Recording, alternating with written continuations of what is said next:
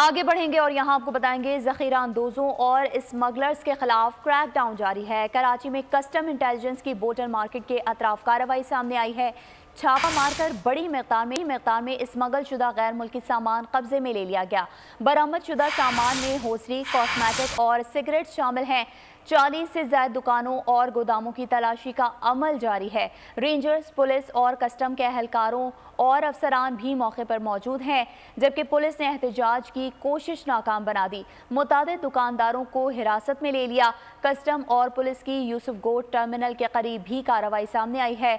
गोदाम में छुपाई गई स्मगल शुदा सामान की 3200 बोनियां बरामद कर ली गईं, जिसमें प्लास्टिक का दाना, दूध, पाउडर, शॉपिंग बैग्स और दीगर सामान भी शामिल है।